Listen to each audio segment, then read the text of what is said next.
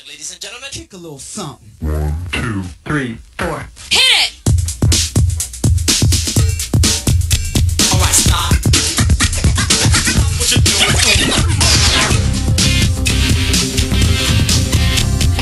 1, 2, 3, 4. Hard work, and the night has come. Now it's time to get you some. So you roll with the gold to soothe your soul. Get a shot that'll make your body numb. To the club scene, you know what I mean? Addicted, I'm a nightlife fiend. When I see one girl at the end of the bar, hey DJ, rip that guitar. Yeah, this night is it. One time and one time only, let me hear it here. Baby, damn, hello ma'am, would you like to dance to this soul jam? If you say no, I'll just walk away. But I hope to God I hear you say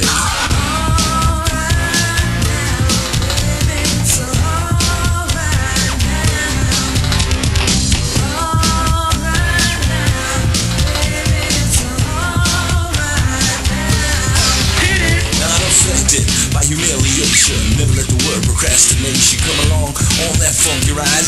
Put that pride aside, boy, cause one girl never ever had it all. Get your back and your button up off the wall. Fellas, this ain't nothing new. You know what you gotta do. You gotta hip hop and pop till you drop. Shock till you find a girl and don't cop that attitude. It's Saturday night, I'm in flight for you. Hi girl, if you're good to go, just let me know. This floor control you is a free show. This song is just to show you how to move it when you hear it.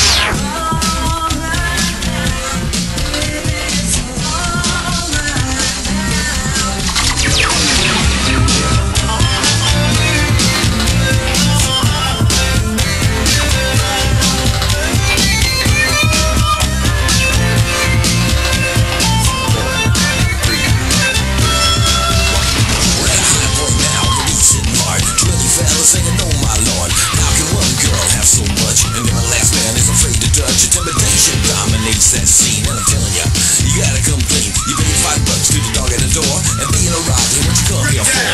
Ask the girl if she'd be so kind to go to the floor and blow your mind. Be sure you let her know that you put it on to get a little wild with a pelvic bow. Go up and down, make the cut, let the crowd see how you move your butt.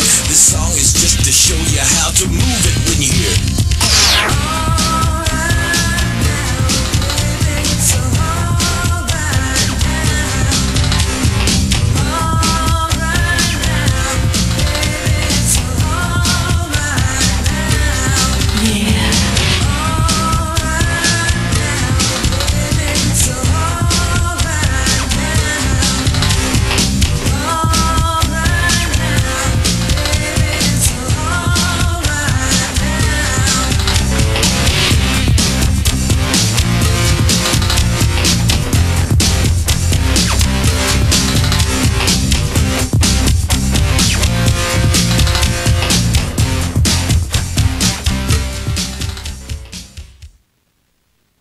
Here comes the Amos! Come on, son! Get down on it, boy! Here comes Amos!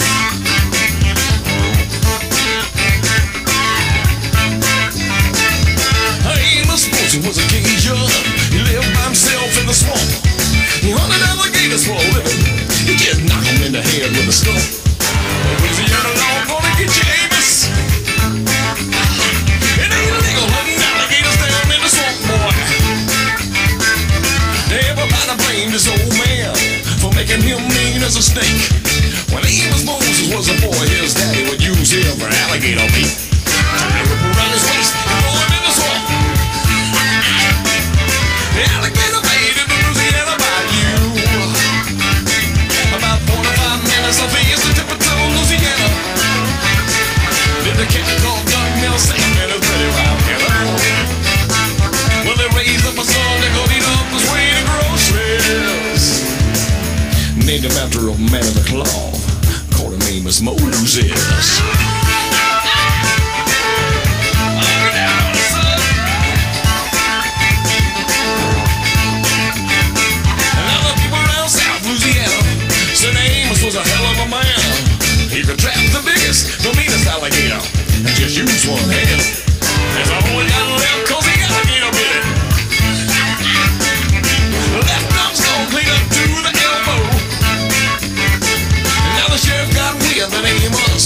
the swamp, trapping alligator skin. So we stuck in the swamp, gonna get the boy, but they never come out again. Well, the world of Louisiana chicken went too. You can sure get lost in the Louisiana bayou. About 4 to 5 minutes southeast of Tipperton, Louisiana. Lived a cat called Duck Mill Sam, and it's very wild, you know. Well, they raised up a son, they're gonna beat up his way to groceries. Then the old man of the cloth called him Amos Moses.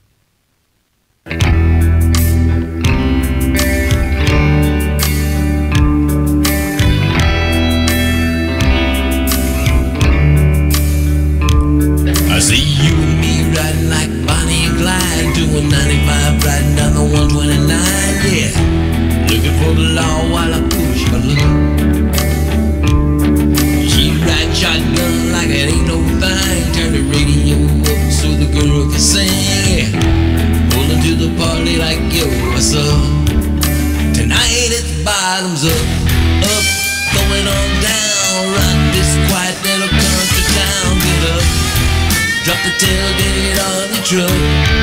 Find a keg and fill your cup up, kick it on back. Pretty little woman looking at you like that, make you wanna slide on in like, girl, what's up? Tonight it's bottoms up. Tonight it's bottoms up.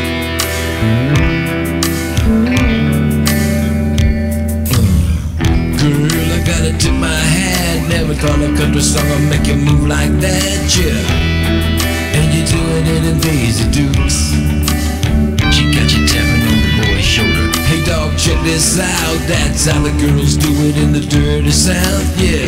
She'll have you on your knees, can I marry you?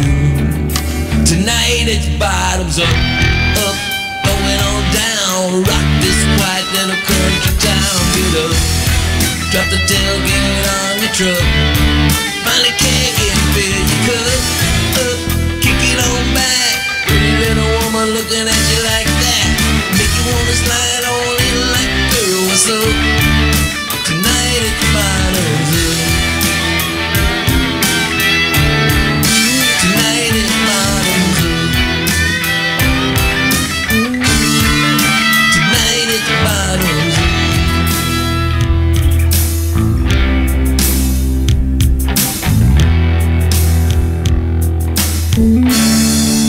Tonight it's bottoms up, up, going on down. Rock this quiet little country town. Get up, drop the tailgate on your truck. Find a keg and fill your cup up, kick it on back. Pretty little woman looking at you like that, make you wanna slide on in like, girl, what's up? Tonight it's bottoms up, going on down. Rock this quiet little country town. Drop the tailgate on the truck. Tonight is bottoms up.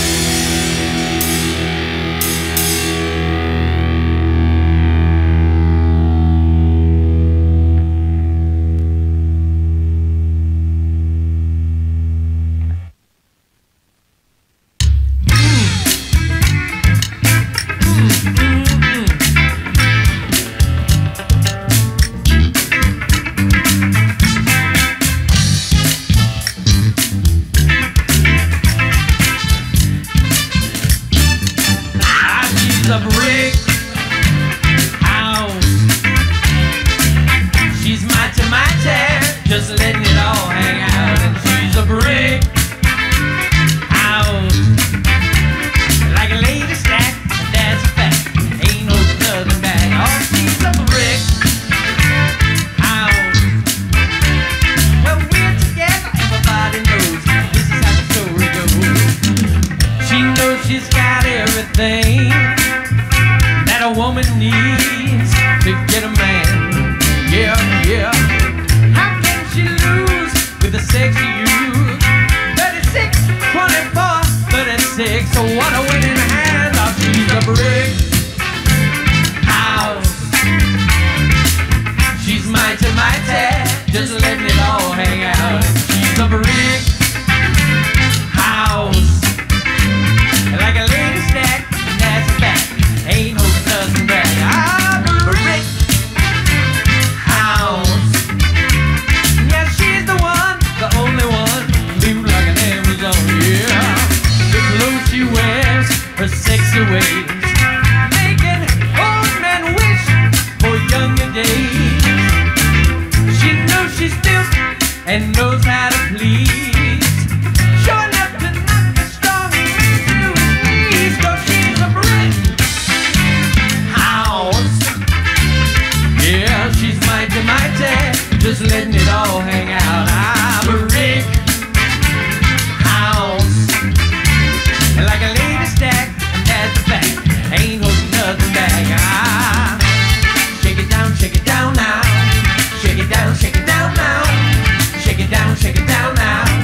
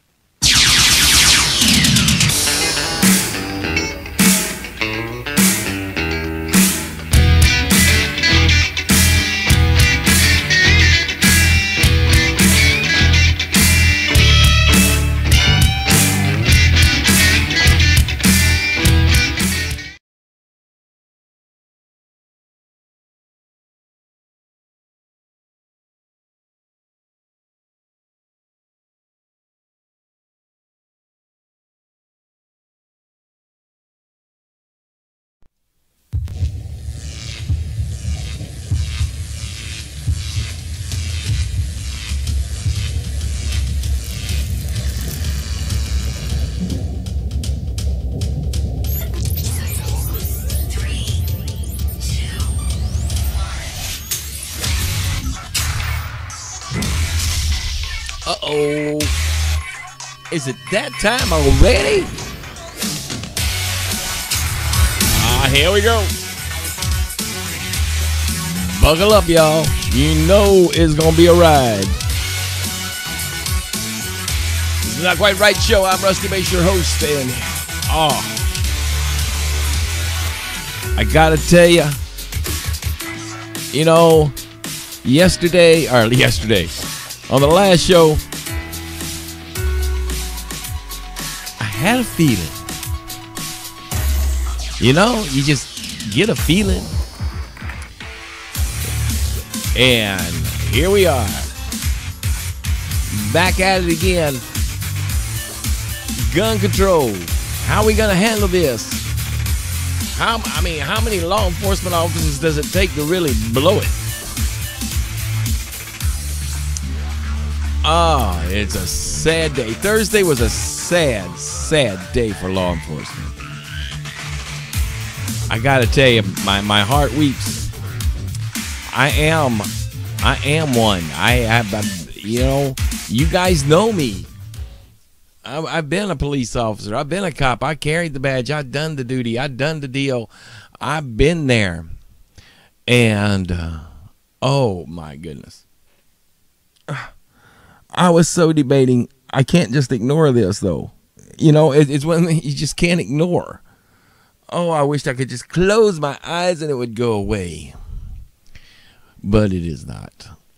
And for those of you who have not heard, or I don't know why you haven't heard, or haven't seen exactly what I'm talking about, the deputy that failed to respond, who took up a position on the west side of the school and did not go in.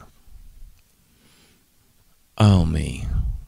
Well, if you haven't heard it from the horse's mouth, well, I happen to have it right here handy from the sheriff of Broward County in Florida, down at the school, Deputy Peterson.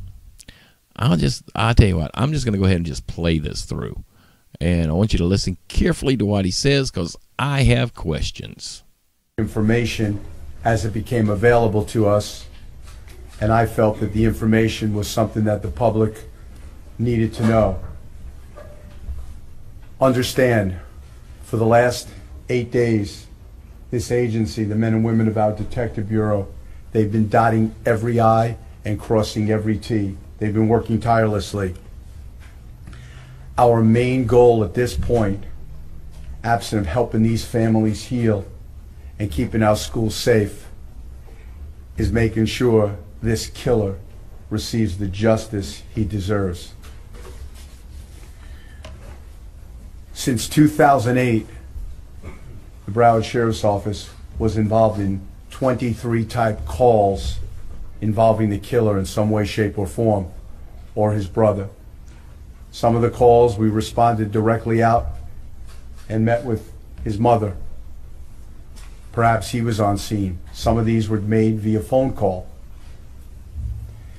In 2 of these cases, and you have a color-coded spreadsheet, after being briefed by Internal Affairs, I've restricted 2 of our deputies while we delve further into this, take statements, and make a decision whether or not they could have done more or should have done more. It's a fluid investigation. They are on restrictive duty. In the case of Scott Peterson, our school resource deputy, I want to clarify any rumors, conjecture, or stories that have been out there. Scott Peterson was absolutely on campus through this entire event. He was armed. He was in uniform. After seeing video, witness statements, and Scott Peterson's very own statement, I decided this morning to suspend Scott Peterson without pay pending an internal investigation. As is his right, Scott Peterson chose to resign because he has the necessary time with the agency and meets the requirements of retirement. He resigned.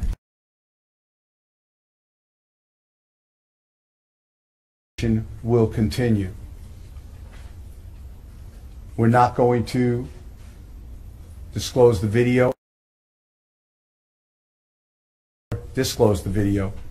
depending on the prosecution and the criminal case. But what I saw was a deputy arrive at the west side of Building 12, take up a position,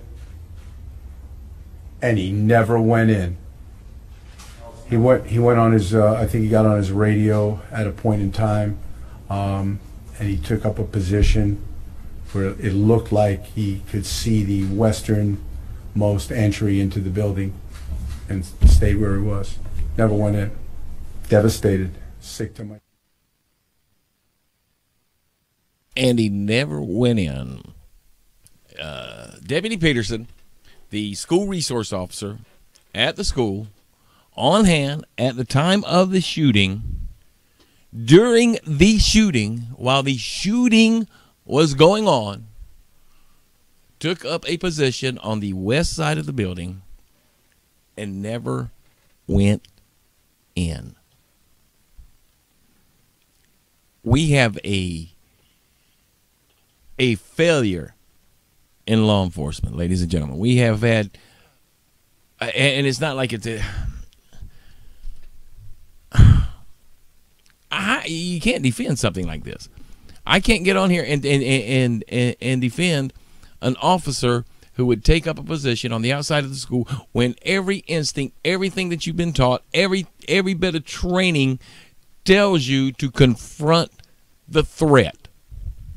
The threat wasn't out there hiding with you.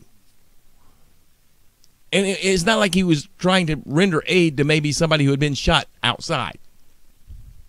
He took up a position.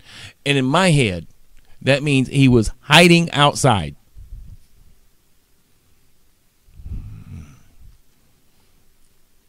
Now, believe me when I say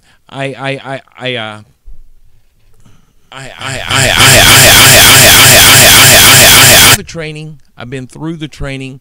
I know what's expected. I know what I swore to do when I became a law enforcement officer, and I understand, you know, the doctrine that is going to be thrown up. And if you don't know what it is, hang on, I will bring it up for you. There is something that is called the public duty doctrine, and that I'm sure you're going to start hearing about when it comes to this particular officer, and when they're required to respond, and why sometimes they're not required to respond, and it's a pee-pee caca when it comes to this incident. Don't get wrapped up in it. It's just caca.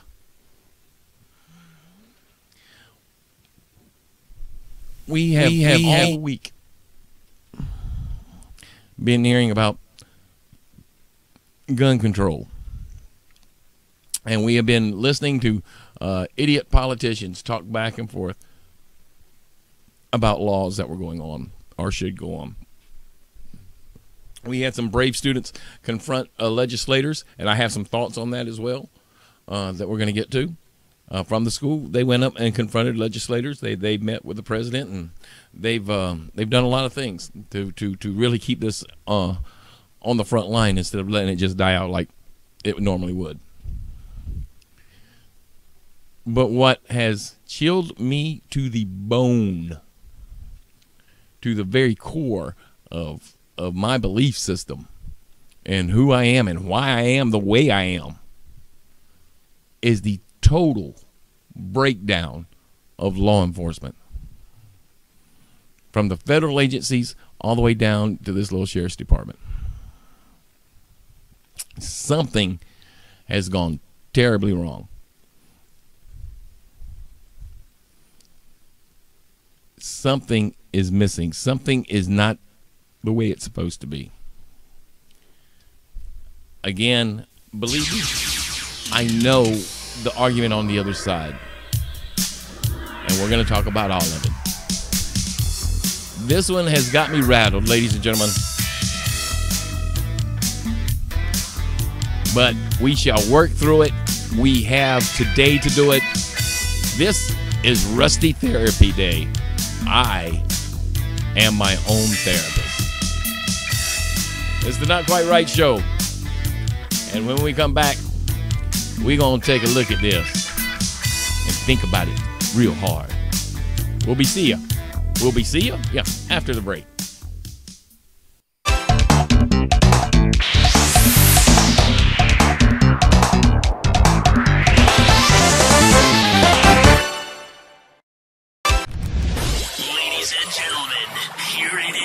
You bought all the toys. You got your new smart TV. You got your Alexa. You got your Philips lights. You got your cameras. You got your smart plugs. And now they're all in a bag because you don't know how to put them in. You want it all to work together. You just don't know how to make that happen. Whether it's just installing your TV or installing your security system or just installing your new smart Alexa, and you want Alexa to control your lights, or you want to be able to access this stuff when you're not at home, but you don't know how to make all this happen, give us a call. Yeah, that's right. We're the Not Quite Right people. When your stuff isn't working quite right, we're the ones to call. 252-622-1470. That's 252-622-1470. We're not quite right when your stuff just isn't working quite right. Give us a call. We're going to teach you how to use it. We're just not going to come in, fix it, and just leave you without the knowledge, because that's the key, is getting you the knowledge how to use it once it's done. And we're going to do that for you. 252-622-1470.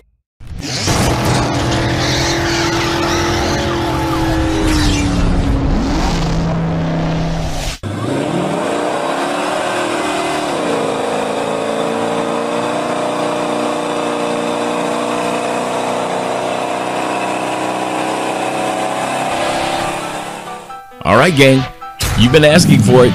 We're going to update you on Thursdays to Surrender the Booty 2. We're going to have a what?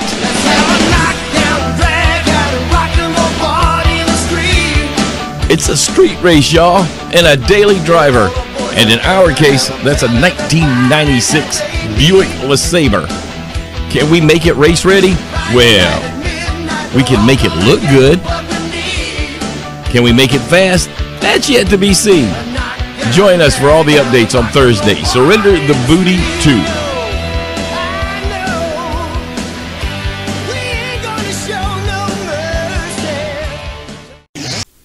Hi, gang. Wanted to pop in here and say thank you guys for tuning us in. We do appreciate it. My Facebook peeps, you guys are loyal, and I do thank you for tuning into the show. Want to remind you to download that TuneIn Radio app, though. That is a great app. You can put it on your tablet, your smartphone, and you can carry the radio station with you wherever. And then you can listen to Dave Mack and Mark and Mack in the morning. Great show. You will not always agree with them, but they will always be right. Just saying. We've got a lot more show coming up for you, and we're going to get back to it in just a minute. Again, thank you for tuning in, and we got more Not Quite Right show coming up.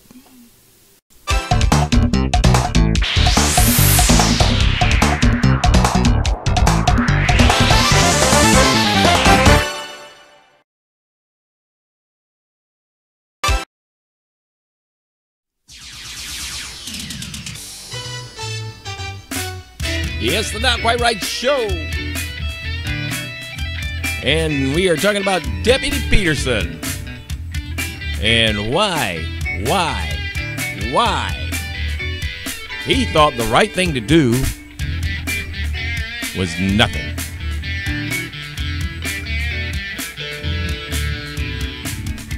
Now, I am sure that the same people that would yell and scream about police acting too hastily and using too much force are going to be the very ones screaming for this guy's head on a platter. I'm sure that's going to happen. I have heard that he has already requested protection from the very sheriff's department that he has retired from.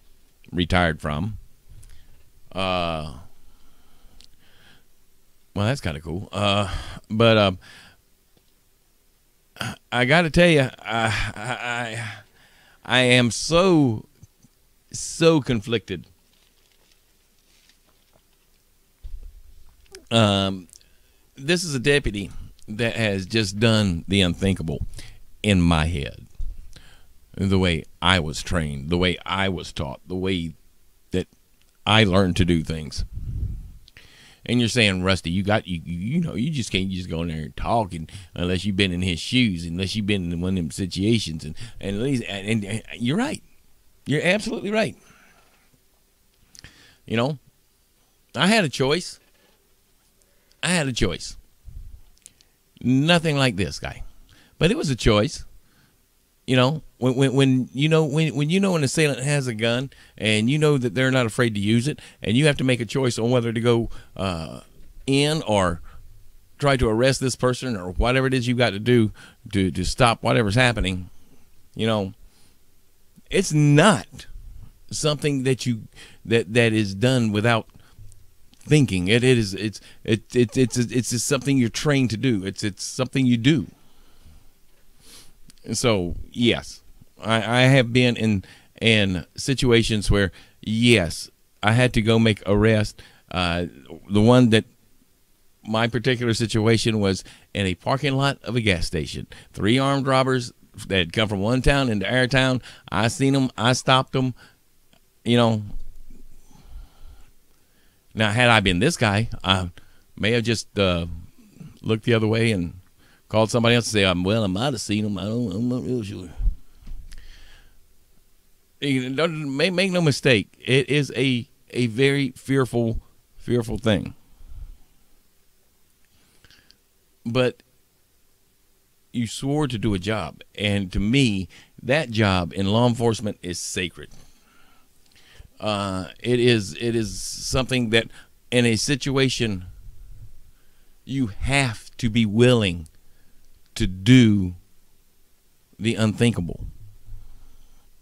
When everybody else is running out of it, you got to be the one that says, I will go in. That's why you become an officer. And for him to sit outside and do nothing is despicable. It's disgraceful. It is against every fiber of law enforcement in me. And the sad truth is, in law enforcement agencies, there are certain jobs that are given out for different reasons. And I'm sure it's different from county to county, and different sheriffs handle things different ways. But it has been my experience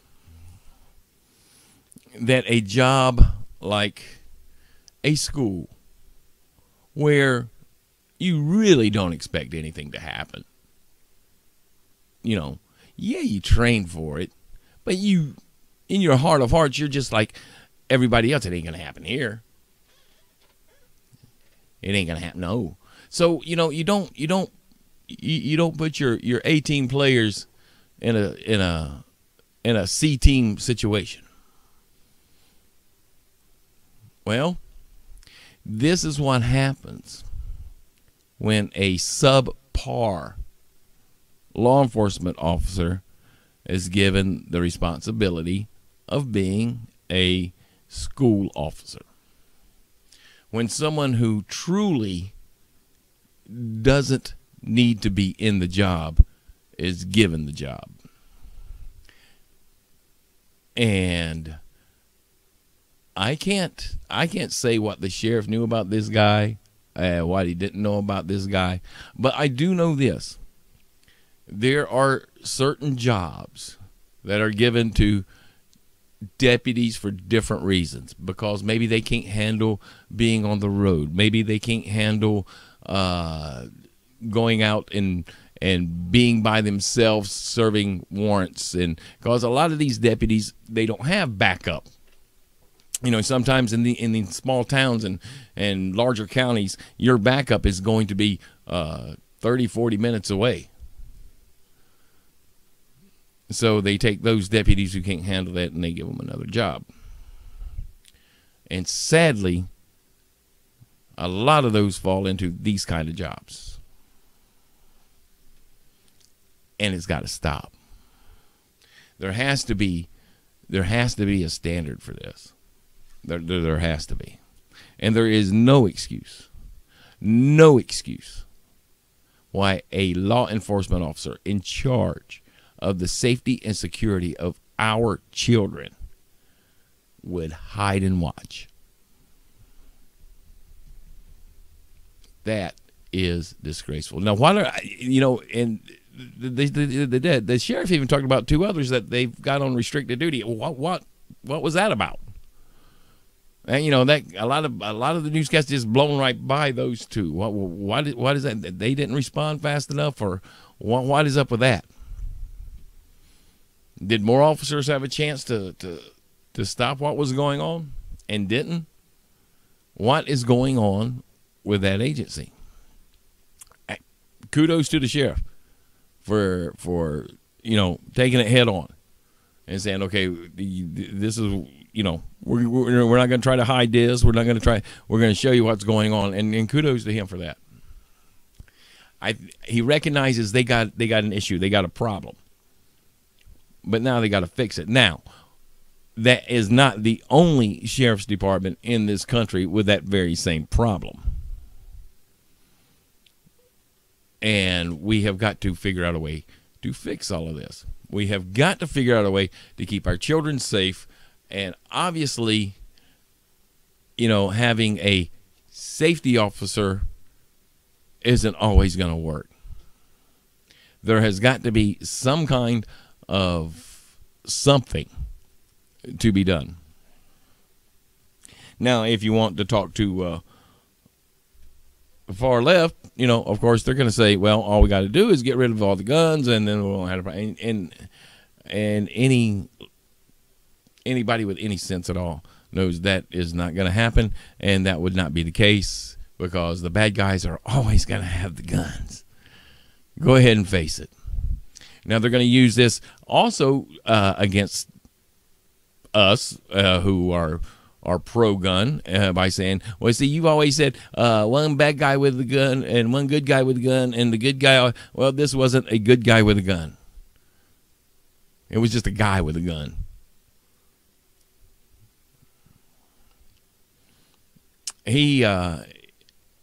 That deputy has done more damage than is humanly fathomable. Can you imagine, had the Rite deputy been there, how many could he have saved if the Rite deputy had been in his shoes?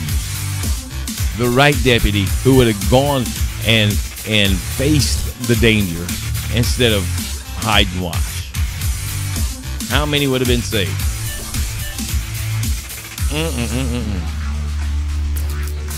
So what's the solution? Well, it looks like we got more to talk about then, don't it?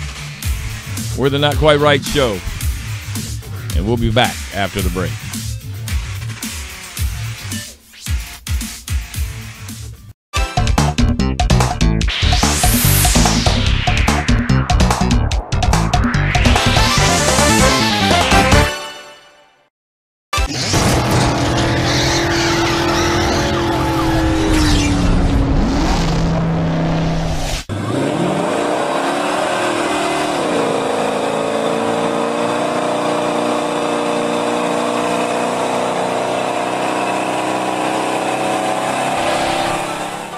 All right, gang, you've been asking for it.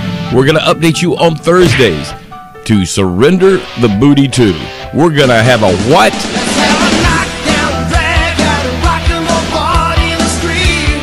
It's a street race, y'all, and a daily driver. And in our case, that's a 1996 Buick LeSabre. Can we make it race ready? Well, We can make it look good. Can we make it fast? That's yet to be seen. Join us for all the updates on Thursday. Surrender the Booty 2.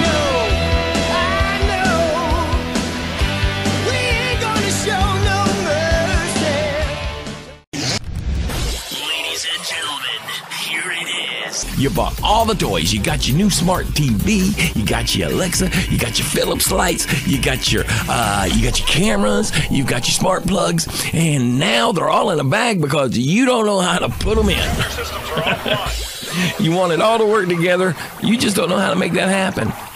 Whether it's just installing your TV or installing your security system or just installing your new smart Alexa, and you want Alexa to control your lights, or you want to be able to access this stuff when you're not at home, but you don't know how to make all this happen, give us a call. Yeah, that's right. We're the Not Quite Right people. When your stuff isn't working quite right, where was the call? 252-622-1470. That's 252-622-1470. We're not quite right when your stuff just isn't working quite right. Give us a call. We're going to teach you how to use it. We're just not going to come in, fix it, and just leave you without the knowledge, because that's the key, is getting you the knowledge how to use it once it's done. And we're going to do that for you. 252-622-1470. Hi, gang. Wanted to pop in here and say thank you guys for tuning us in. We do appreciate it. My Facebook peeps, you guys are loyal, and I do thank you for tuning into the show. Want to remind you to download that TuneIn Radio app, though. That is a great app. You can put it on your tablet, your smartphone, and you can carry the radio station with you wherever. And then you can listen to Dave Mack and Mark and Mack in the morning. Great, great show. You will not always agree with them, but they will always be right. Just saying. We've got a lot more show coming up for you, and we're going to get back to it in just a minute. Again, thank you for tuning in, and we got more Not Quite Right show coming up.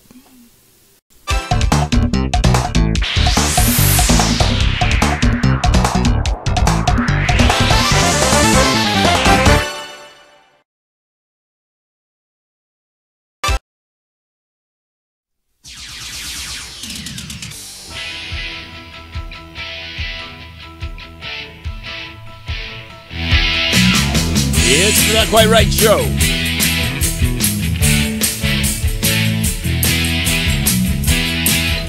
I'm Rusty Mace, your host, and yes, we got it going on, y'all.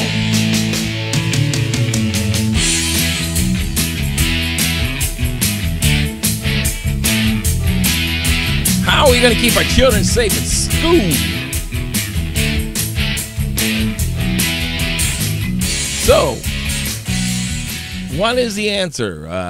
What can we do? What is the dealio, cool beans? What are we gonna do?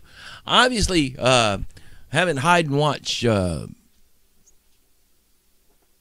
security guards don't work. That I can't. Like I said, it was a sad day for law enforcement. And I hate it for you guys out there that know I do. You're going to carry the brunt of it. You're going to carry a bunch of it, because most of you guys would have gone in and just go ahead and take care of the situation. I know that. But because this guy didn't,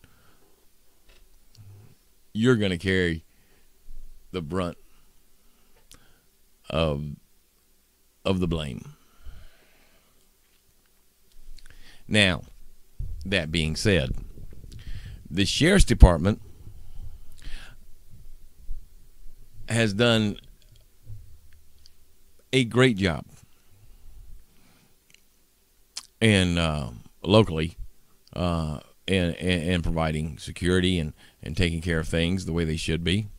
But all of it can't fall just on the Sheriff's Department.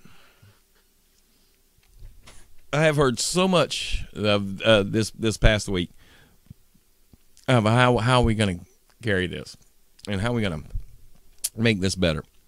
And and I got to be, I'll be brutally honest with you, when I heard that the students were going first to their state capital and then to the nation's capital talk to lawmakers and things like that. I thought, yeah, that's a very brave thing for them to be doing. But then I started seeing the liberal media, even in that, start weaving its thread in and out of that.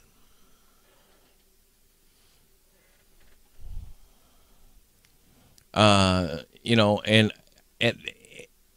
it made me sad for a number of reasons. It made me proud for some reasons, and it made me sad for some reasons. I was a mixed bag of emotions watching it, hearing the heartbreaking stories, the fathers, and it was just, it was heartbreaking. It truly was heartbreaking. And I sat there and I watched it for a while, and I thought, some of these kids are just 13, 14 years old. And we're expecting them to do what we want, and that's tell our legislators what we want done. And granted, their fears are valid. Their intentions were good. Nothing wrong with that. But even in that, you could see how it was being played by the media, and how it was being played up by the liberal media, to the point where I saw him on Fox News, and I have the sound clip somewhere, that they had requested for this one student to send in a list of questions, and so he did. Actually, he was gonna make a speech first. And he sent that in, and they said, well, what questions would you ask? So he sent in a whole list of questions, and then they said, well, what's one question if you could ask what would? And then they sent him a question to ask. They rewrote his stuff, and he said, this ain't right, this ain't what and he refused to do it. And kudos, he has more integrity than most of the media that I've seen on TV. That kid was amazing. His integrity, amazing. Refused to ask a question he didn't ask, just because CNN wanted him to. And I saw the same thing with the signs and and I don't know why. And God bless their heart, they got the best of intentions. But why do people, when they're trying to get their point across, do things just to inflame other people? I don't get that. I don't know why, but they do. When you don't, here's a clue for you. If you want me to be on your side on anything, one thing you don't do is hold up an anti-Christian sign. Don't do it. You lose me the second you do. Don't hold up a sign that degrades prayer. Don't do it. You lose me when you do. I don't care if you're 14. I don't care if you're 40. I don't care if you're 80. Don't do it.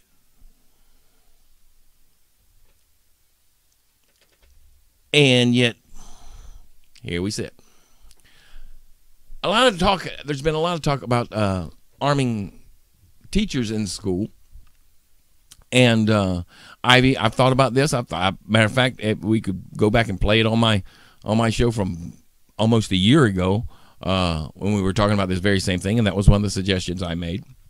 But here's the dealio with that, and I made this point as crystal clear as I could, that just arming somebody isn't the answer. There has to be training and training and training. And I heard one teacher get up and say that they didn't feel like they should have to carry a gun, and they didn't think it was right, and they didn't want, and they're absolutely right. They don't need to carry one. Sir, whoever you were, I agree with you 100%. You do not need to carry a gun, and if you want to go hide in the closet, then go hide in the closet. If that's what your choice of action is, you go do that. However, there are some teachers out there who care enough about those kids to want to protect them, who will take a bullet for them without having a gun to shoot back.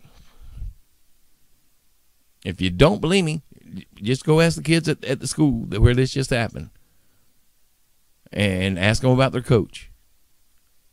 There are teachers out there who are willing to die for our children. All I am saying is give them a fighting chance. If you have a teacher like that who wants to take the training, who wants to go through it, who is willing, that's who I want protecting my children.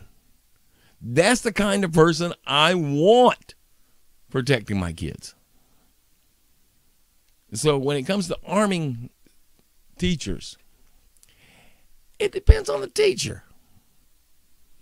If I had a teacher like they had who wanted to take a concealed carry class and go through the training and be trained by a local law enforcement on how to respond and how to do a room-to-room search and how to confront a suspect and go through all of that training, that's kind of what I want. And you say, well, why, Rusty? Well, because for one thing, they're already there. They're where it's happening.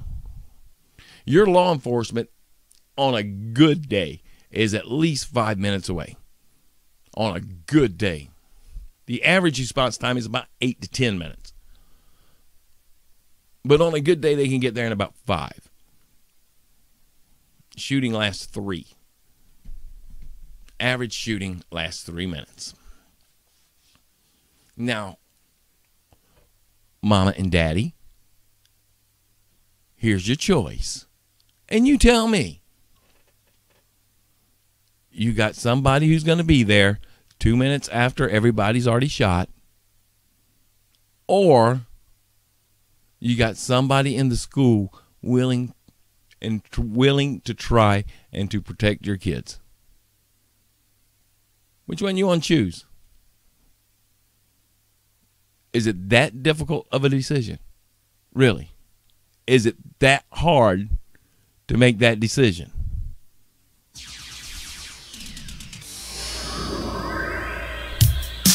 Five minutes away, 5 steps away.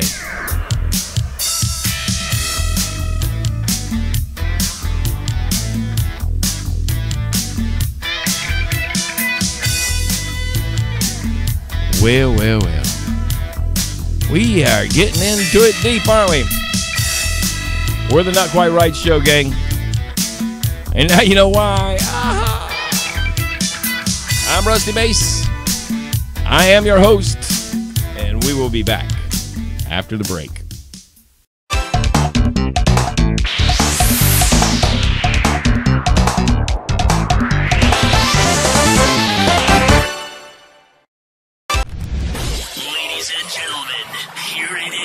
You bought all the toys. You got your new smart TV. You got your Alexa. You got your Philips lights. You got your cameras. You got your smart plugs. And now they're all in a bag because you don't know how to put them in. You want it all to work together. You just don't know how to make that happen. Whether it's just installing your TV or installing your security system or just installing your new smart Alexa, and you want Alexa to control your lights, or you want to be able to access this stuff when you're not at home, but you don't know how to make all this happen, give us a call. Yeah, that's right. We're the Not Quite Right people. When your stuff isn't working quite right, we're the ones to call. 252-622-1470. That's 252-622-1470. We're not quite right when your stuff just isn't working quite right.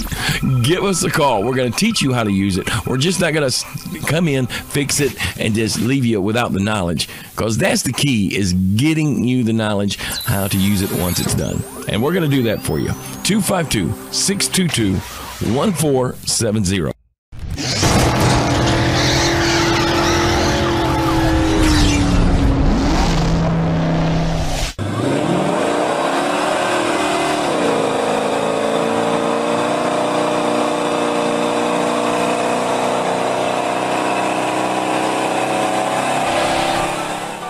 All right, gang. You've been asking for it. We're going to update you on Thursdays to Surrender the Booty 2. We're going to have a what?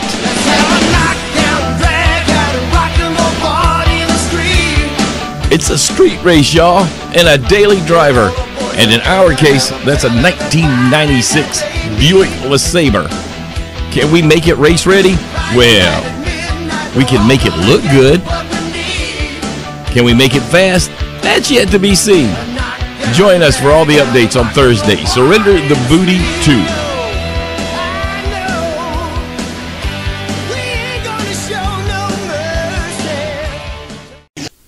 Hi, gang. Wanted to pop in here and say thank you guys for tuning us in. We do appreciate it. My Facebook peeps, you guys are loyal, and I do thank you for tuning into the show. Want to remind you to download that TuneIn Radio app, though. That is a great app. You can put it on your tablet, your smartphone, and you can carry the radio station with you wherever. And then you can listen to Dave Mack and Mark and Mack in the morning.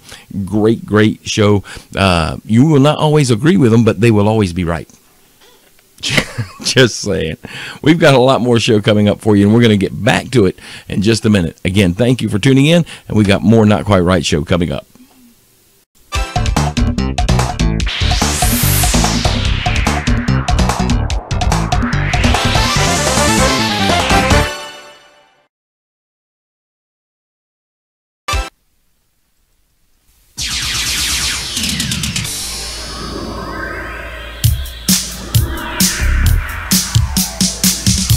It's the Not Quite Right show.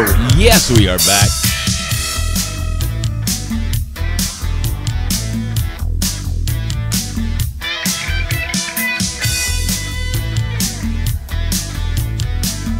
Trying to figure out how to keep our kids safe. If we've learned nothing over the past year, they're not safe in church. They're not safe in school. So where are they safe? Well, they're safe at an airport. They're safe at a courthouse. They're safe at a sporting event.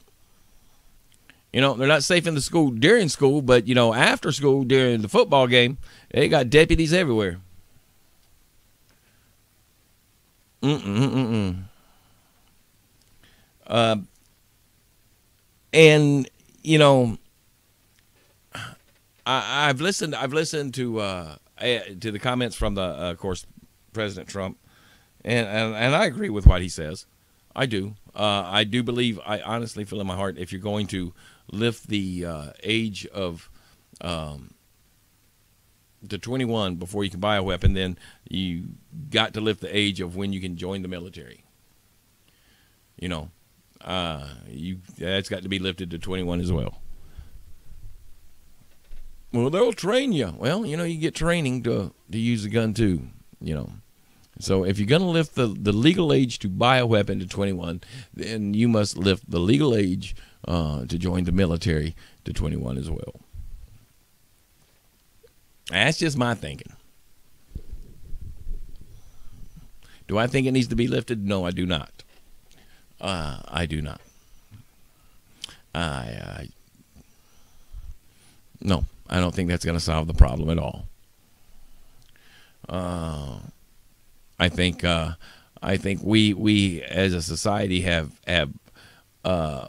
become so politically correct that we have brought this on ourselves. I think this is another one of them self-inflicted diseases.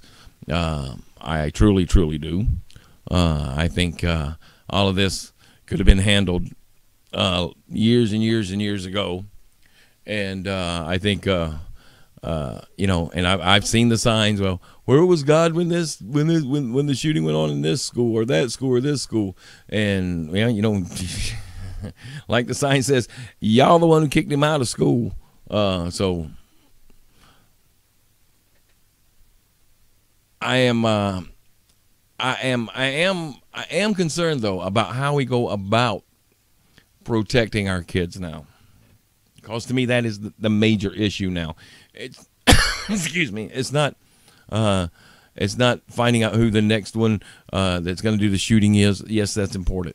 It's not so much right now. My biggest concern is getting our kids protected.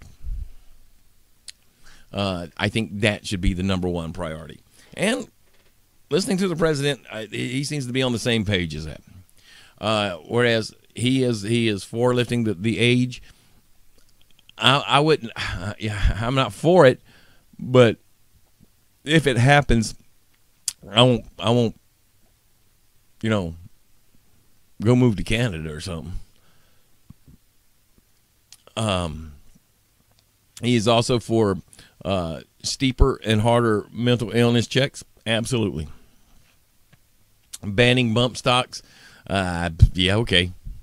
That one don't affect me. I don't. Yeah, I see no reason. I see no credible reason to have a bump stock. Now,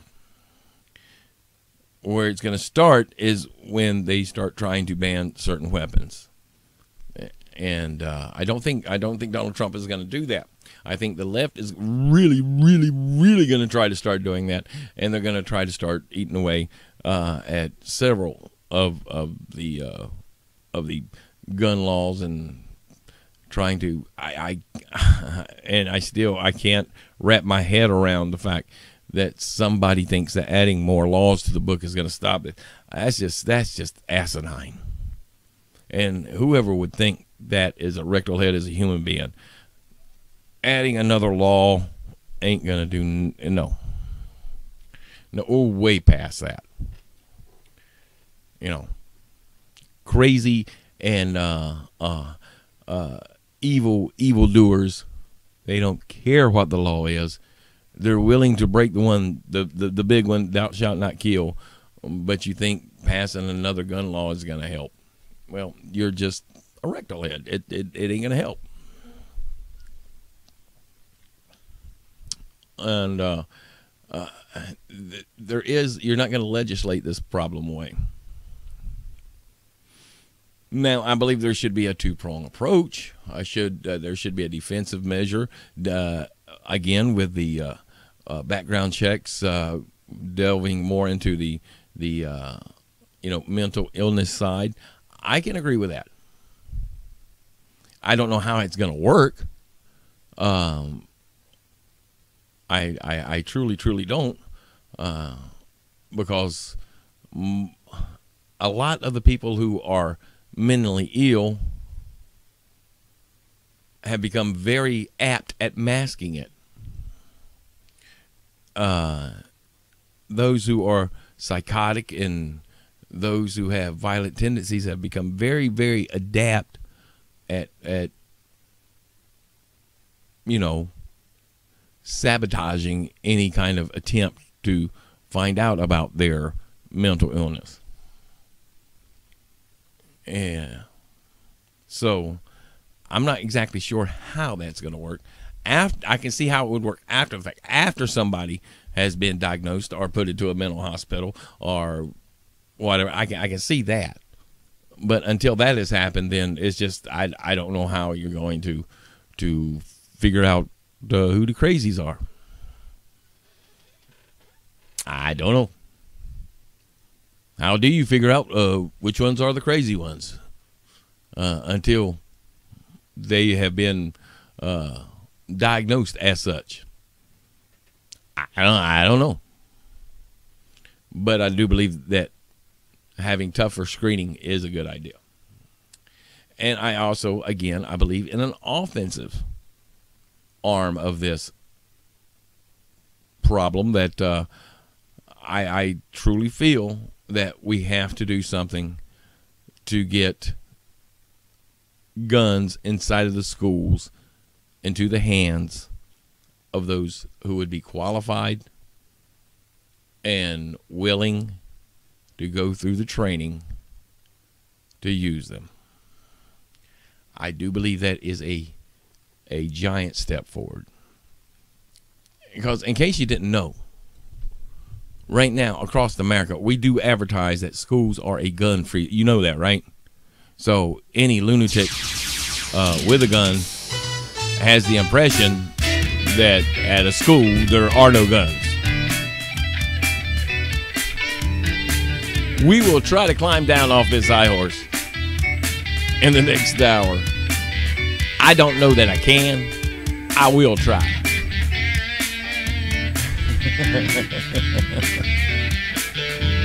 Hey,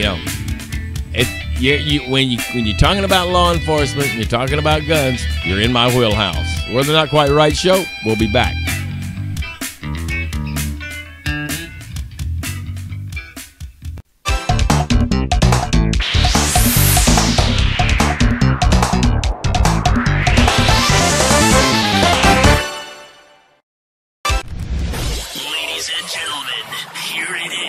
You bought all the toys. You got your new smart TV. You got your Alexa. You got your Philips lights. You got your cameras. You got your smart plugs. And now they're all in a bag because you don't know how to put them in. You want it all to work together. You just don't know how to make that happen. Whether it's just installing your TV or installing your security system or just installing your new smart Alexa, and you want Alexa to control your lights, or you want to be able to access this stuff when you're not at home, but you don't know how to make all this happen, give us a call. Yeah, that's right. We're the Not Quite Right people. When your stuff isn't working quite right, where was the call? 252-622-1470. That's 252-622-1470. We're not quite right when your stuff just isn't working quite right. Give us a call. We're going to teach you how to use it. We're just not going to come in, fix it, and just leave you without the knowledge, because that's the key, is getting you the knowledge how to use it once it's done. And we're going to do that for you. 252-622-1470. A guilty plea in the Russia probe. I'm Pam Puso, Fox News. A new sign of cooperation between Special Counsel Robert Mueller and a former associate of the Trump campaign. Rick Gates, a longtime business partner of President Trump's former campaign chairman Paul Manafort, agreed to a deal with the special counsel, pleading guilty to federal conspiracy and making false statements in exchange for answering information about Manafort's finances and political consulting work. Both Gates and Manafort were indicted and facing dozens of charges. Manafort has pleaded not guilty and maintains his innocence. The charges are not connected to the Trump campaign and mostly deal with unregistered lobbying work, money laundering, and tax fraud. In Washington, Jared Halpern, Fox News. Alarming revelations in Florida. New reports say at least 3 sheriff's deputies stayed outside during last week's school shooting that left 17 people dead. When you are the first person there on scene, every second that you delay going into that building and every single gunfire that you hear from inside that building, that means that there's another innocent life being lost. Jeff Bell is president of the Broward County Sheriff's Union. 2 additional deputies are under investigation over whether they mishandled warnings about the shooting suspect. Making schools safer, the focus of a 3-point plan unveiled by Florida Governor Rick Scott. Dealing with modifying gun laws, improving how we deal with mental instability, and also addressing school safety. For example, making sure there is at least 1 armed officer per every 1,000 students at every school in the state. Fox's Phil Keating outside Marjorie Stoneman Douglas High School, where teachers returned yesterday. Students come back Wednesday. A pair of deadly attacks in Afghanistan. At least 2 people killed by a suicide bomber in Kabul. ISIS taking responsibility. 18 soldiers were killed by Taliban insurgents elsewhere. Fox News, fair and balanced. A fresh wave of airstrikes and shelling on the outskirts of Syria's capital. That's according to opposition activists who say at least 3 more people have been killed. In all, more than 475 people have died since the latest bombardment started about a week ago. The UN Security Council called for a resolution aiming at a 30-day ceasefire to allow for evacuations of the sick and for convoys of aid to get in. But Russia has repeatedly blocked and delayed, now arguing over the wording. France's ambassador has also pointed the finger at the UN, saying failure to act now would be the death of the United Nations itself. That's Fox's Benjamin Hall. Crowds are expected in Asheville, North Carolina this morning. That's where a procession begins to bring the body of the Reverend Billy Graham back to his hometown of Charlotte. Graham died earlier this week at the age of 99. As Hollywood inches closer to its biggest night of the year, the cost of Tinseltown's star-studded party is being tallied. Some actresses going to the Oscars this year will get their designer dresses for free, but the others better dig deep into their pockets. According to Wallet Hub, it costs $10 million for an A-list actress to attend the ceremony. That red carpet she steps on, $24,700. The 24-karat gold-plated Oscar she hopefully snags, $900. Host Jimmy Kimmel will make less than the carpet he walks on, just $15,000. But don't worry, he gets a goodie bag like the rest of the backstage celebrities, worth $100,000. The total cost of the ceremony, $44 million. Michelle Polino, Fox News. The Academy Awards will be held on Sunday, March 4th. A decisive upset at the Winter Olympics in South Korea. American men winning gold in curling, dealing a stunning defeat to Sweden. Pam Puso, Fox News Radio. Hi, gang. Wanted to pop in here and say thank you guys for tuning us in. We do appreciate it. My Facebook peeps, you guys are loyal, and I do thank you for tuning into the show. Want to remind you to download that TuneIn Radio app, though. That is a great app. You can put it on your tablet, your smartphone, and you can carry the radio station with you wherever. And then you can listen to Dave Mack and Mark and Mack in the morning. Great show. You will not always agree with them, but they will always be right. Just saying. We've got a lot more show coming up for you, and we're going to get back to it in just a minute. Again, thank you for tuning in, and we got more Not Quite Right show coming up.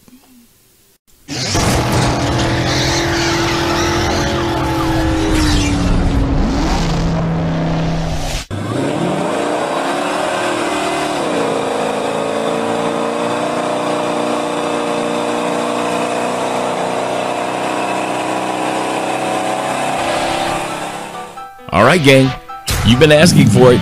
We're going to update you on Thursdays to Surrender the Booty 2. We're going to have a what?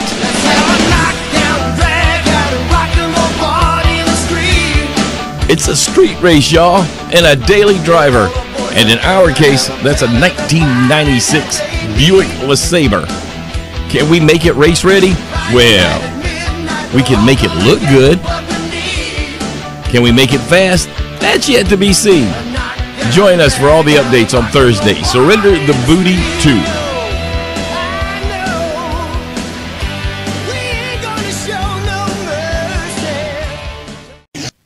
On WITN News at 6, the WITN Pepsi Player of the Week. The WITN Pepsi Player of the Week, Tuesday on WITN News at 6. I'm WITN Chief Meteorologist Matt Tingelberg with your WITN Weather 30 forecast. Thanks for clicking on WITN.com for our Saturday cloud cover to start the day with some patchy fog, maybe some light drizzle, with that fog. Otherwise, by the afternoon, start to clear out that cloud cover. By the evening hours, temperatures are going to be cooling off. Very comfortable night out there with the clear skies. This is Saturday at 8 o'clock. Winds coming in from the south. It's going to be a rather mild night. And overall, the afternoon, up near 80 degrees once again, so only cooling to the 70s, upper 60s by the time it's all said and done for our Saturday night. Into our Sunday, we'll start to ramp up the humidity a little bit for Sunday morning and Sunday afternoon. Cloud cover will be in and out for most of the day, but rain will hold off until late in the afternoon, early parts of the evening. You can see the hints of it back here towards the northwest. Initially, I think this is going to come in as a line of showers developing around sunset, right along I-95, and then pushing through till about 6:30 at night. By then, it's going to be clearing the coast. Notice the winds will be changing direction. This is a cold front, so expect some cooler temperatures on the way for our Monday and Tuesday. Won't be completely done with the rain chances, even into our Monday morning for the Monday morning commute. We may have 1 or 2 scattered showers. We'll eventually clear out all the cloud cover and the rain chances for our Tuesday. On the other side of that front, temperatures coming down from the 70s and the 80s, lower 80s, to the 60s Tuesday and Wednesday of next week. Have a great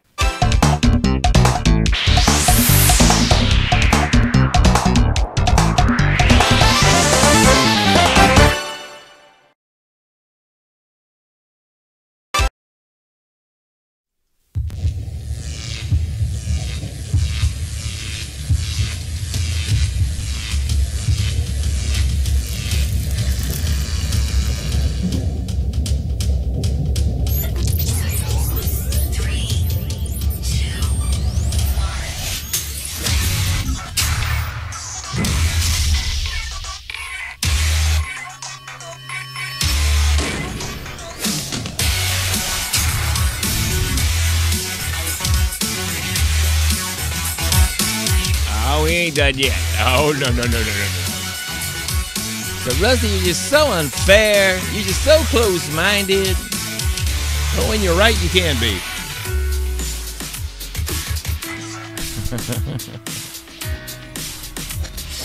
It's the Not Quite Right Show. We are at 95.1 FM, 1450 AM News Talk, WDNG. Hi there. And what does U.S. News have to say about it? Well, they said Trump's proposal to arm teachers panned by experts as a colossally stupid idea. Really? Trump's colossally stupid idea? Really? That's what he said. It's written right there. I'm looking at it.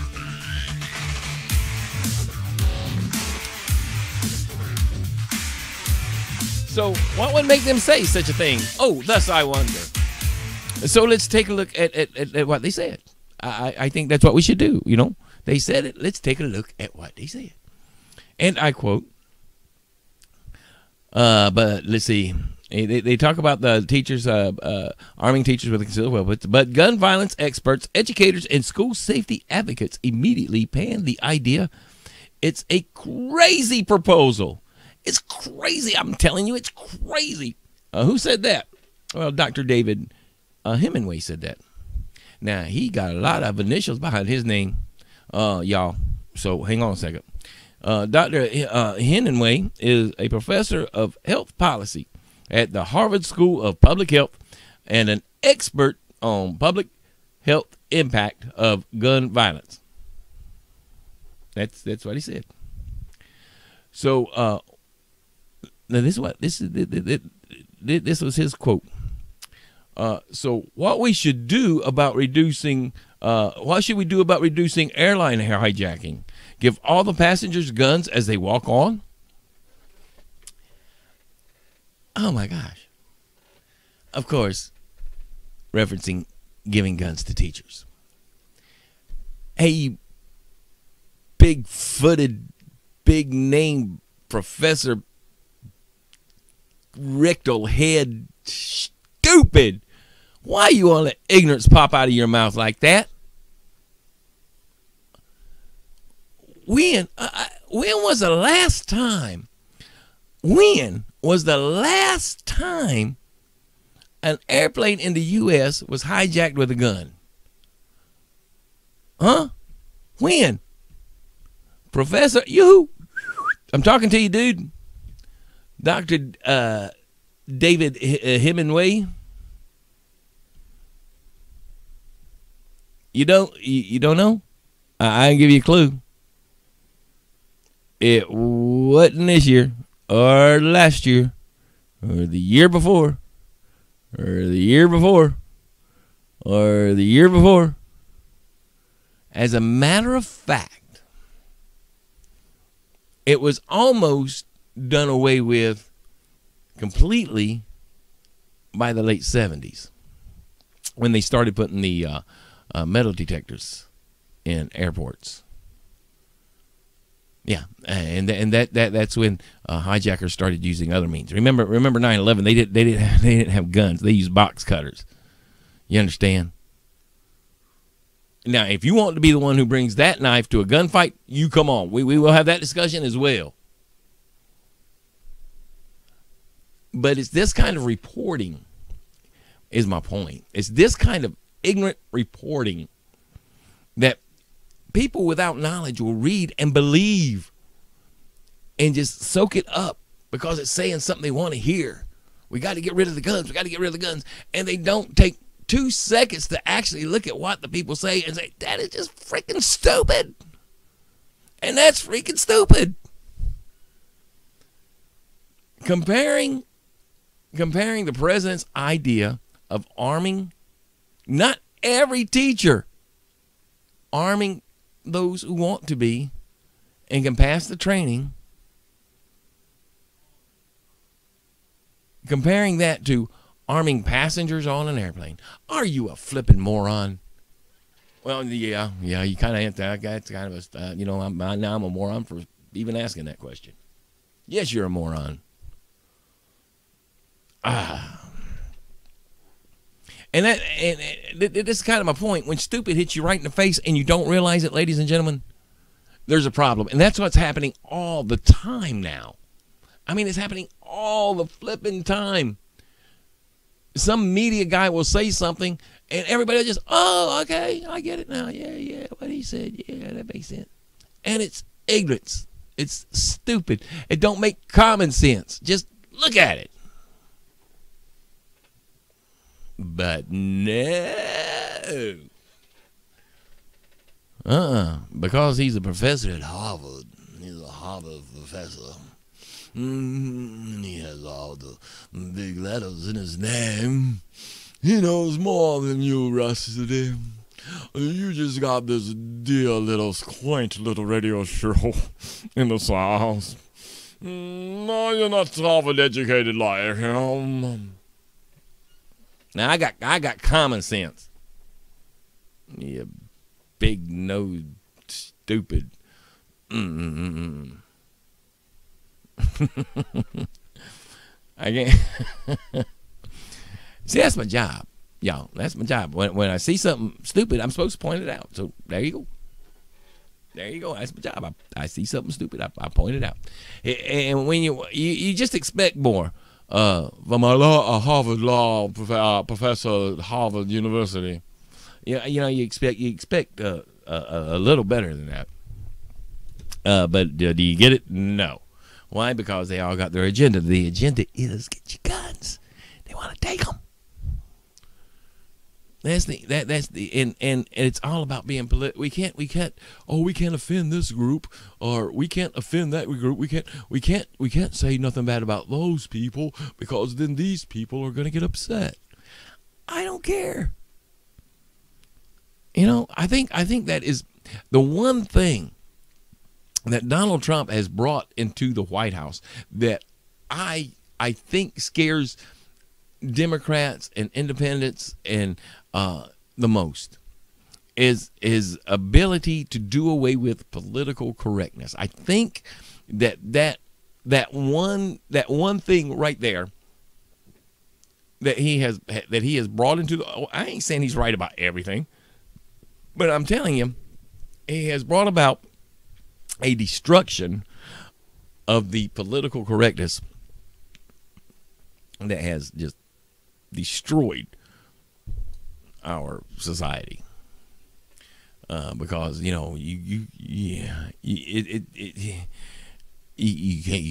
can't say that you might offend somebody, so you can't no. And because I'm a white male, then I'm privileged, and just because I'm a white male and I'm a privileged white male, then I need to shut up about all of it. And yeah, well, you know what? I don't think so. It's got to the point where we can't have an honest discussion about anything because it might offend somebody, and if it offends somebody, then by gosh, we can't talk about it.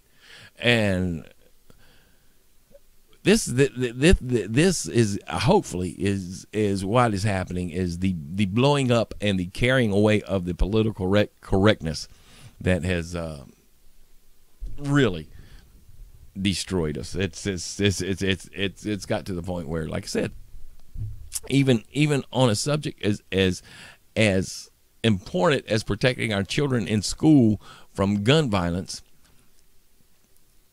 you got those out there who, well, you got to be politically correct, and we can't offend nobody because that wouldn't be right.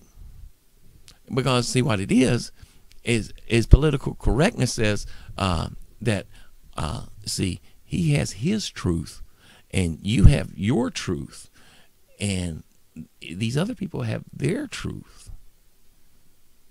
And you know what? There's only one truth. And if it ain't that, then it ain't the truth. See, their political correctness is the same political correctness that says that it's okay for someone to tell your little boy it's okay to be a little girl. If he wants to be a little girl, he can be a little girl.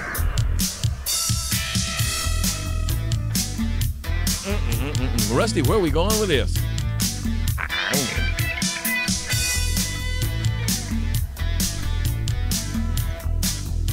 We're the Not Quite Right show, gang. I told you it was going to be a bumpy ride. Yeah. But we'll be back after the break.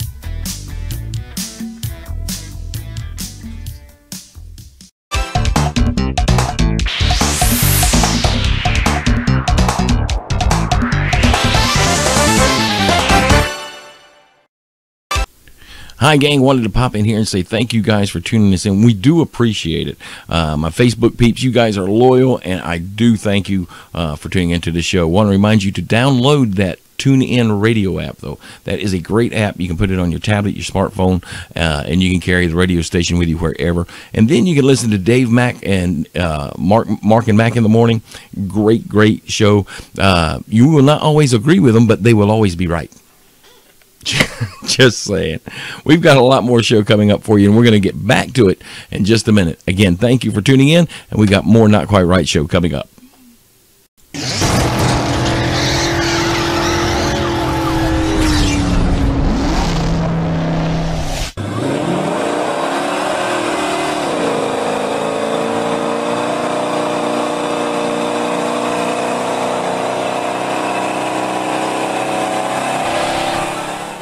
All right, gang, you've been asking for it. We're going to update you on Thursdays to Surrender the Booty 2. We're going to have a what?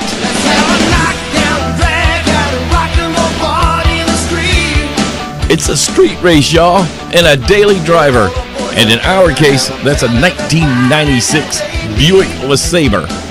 Can we make it race ready? Well, we can make it look good. Can we make it fast? That's yet to be seen. Join us for all the updates on Thursday. Surrender the Booty 2.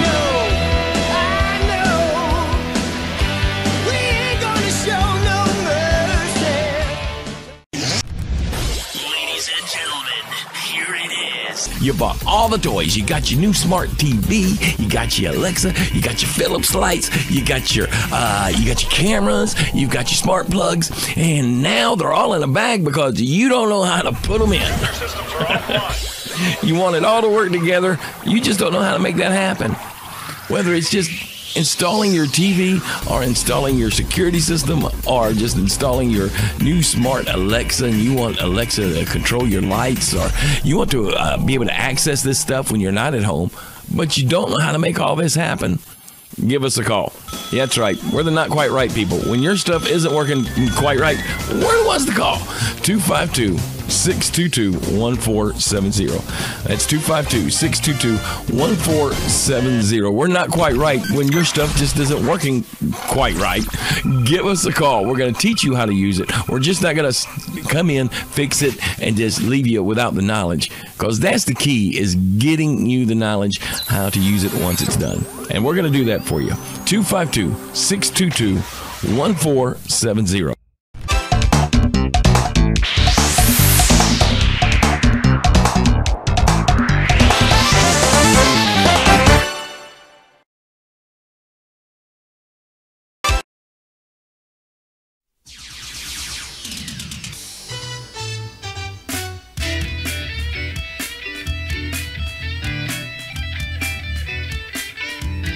It's the Not Quite Right show.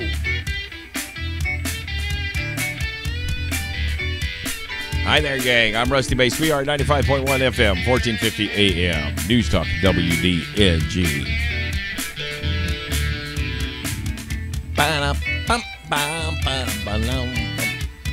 Thank you so much for tuning us in. We know you got options, and we do appreciate you choosing us. So many ways that you can, too. You can, of course, right here on the radio at 95.1 FM, 1450 AM. You can download the TuneIn Radio app from the App Store, from Google Play. You can go iTunes, download it. You can download it right from our website at wdngmedia.com. And then you can take us anywhere, everywhere. It's just that good. You can also tune us in right here on Facebook at our page at WDNG Media on Facebook, or at on my Facebook page. You can also watch and listen as we live stream there. Hi, how are you doing? Got all of that out. Wow. And we are talking about some of the proposals and some of the ideas that have been out how to protect our kids, and some of the we really haven't delved into some of the problems yet. We have skimmed over the stupidity factor, but there are issues. I don't mean to negate them or not talk about them. There are issues, but I think they are issues that can be overcome with the idea of arming some of the teachers in school. And I guess the biggest thing, one of the biggest worries is the confusion factor that would probably arise. I've heard this argument thrown out there already. I know it's going to be confusing for the law enforcement officers when they get on scene to figure out who the bad guy is. If you got 6 or 7 people running around with guns, how do we know who to shoot at? Which is that is a valid concern. I think there's fixes for that problem. I don't think it's that big of an issue. I think it could be. I think the issue of not having someone armed in the school when a shooter is in the school is a whole lot bigger of a problem, but that is a problem. Like I said, first issue is this. Normally, a school shooting is only lasts about 3 minutes. Now, that could take longer. The average response time for law enforcement to get to the scene is about 8 minutes. Now,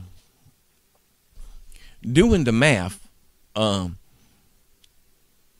is a greater odd than not by the time that the police and the deputies arrive on the scene, one of two things have happened. Well, probably maybe three. We'll run through some scenarios here. First scenario, the shooter has done what he came to do and has either fled the scene or, as in most cases, turned the gun on himself. That is a possibility.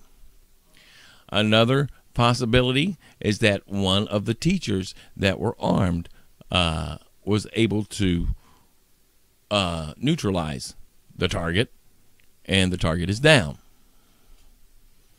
The third scenario, it is still underway. There is still a gunfight going on when the policemen get there. Now, that is the situation that causes the most concern. Is what if it is still going on when law enforcement arrives on the scene and there's armed teachers and there's an armed suspect or suspects? What we do then? Well, there's and that's a valid question. Do I think there's answers to it? Yes. I saw one teacher, and I would not have, had I seen her on the street, I would not have thought that she would have been the one that said, yes, I got a gun in school. But there was a teacher in Utah that I saw on some talk show on television. And they asked her that very question. Well, what are you going to do if and da-da-da-da-da? She said, well, my plan is this. Is I'm going to get my kids as safe as I can and make sure all the doors are shut. And then if somebody comes to that door, I am going to yell, I got a gun. And then if they tend to break into the room and start to harm, I intend to shoot at them, whoever they are. She said, I figure if I yell, I got a gun, then the perpetrator, if it's him, is going to know, A, she's got a gun and move on, or she's got a gun, or I don't believe she's got a gun, I'm going in. The police, on the other hand, standing outside that very same door,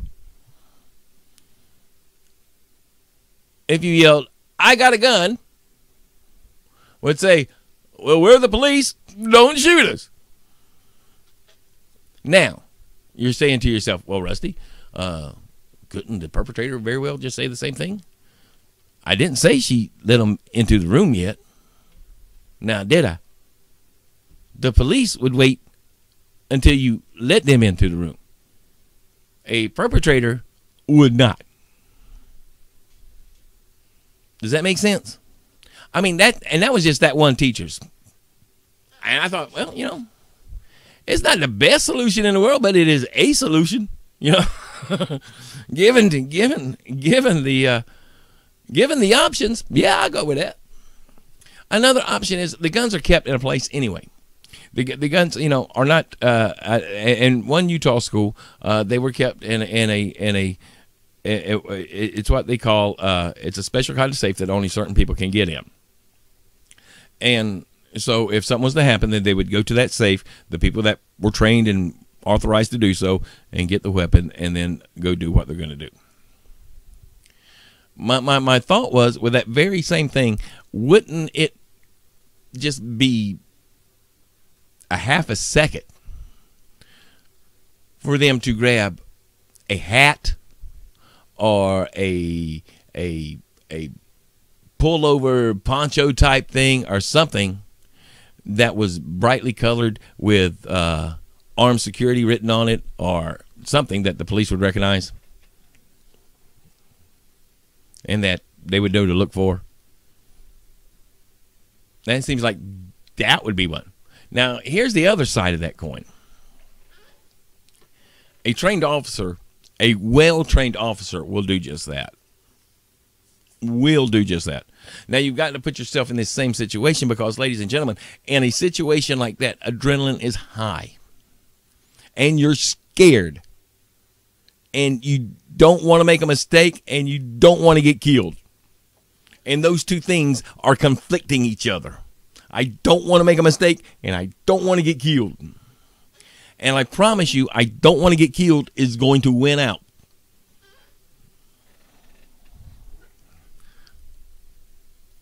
And that is where the training has to come in. I would not be as worried about a police officer shooting a teacher as I would be a teacher shooting at a police officer. I'm not saying that would happen. I'm saying that's where the training has to come in. We used to do these things all the time when I was a cop. And I used to love it. It was called Shoot, Don't Shoot. And I can tell I ain't got time to tell this story.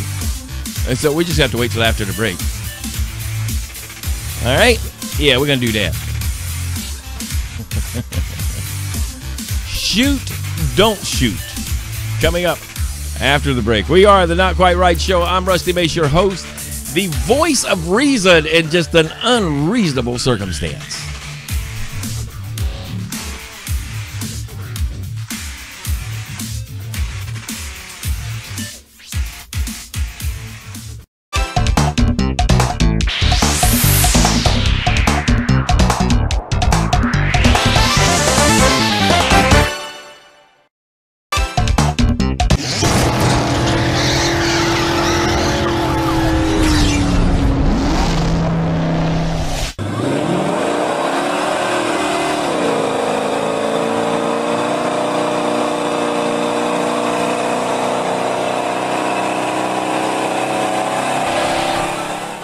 All right, gang, you've been asking for it. We're going to update you on Thursdays to Surrender the Booty 2. We're going to have a what?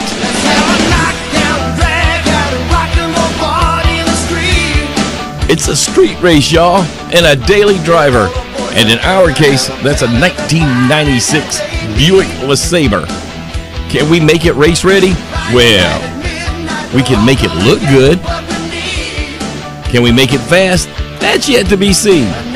Join us for all the updates on Thursday. Surrender the Booty 2.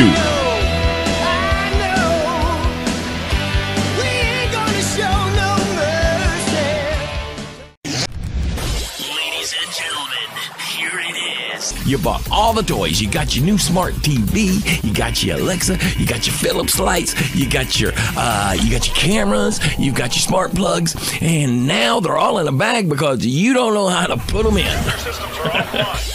You want it all to work together. You just don't know how to make that happen.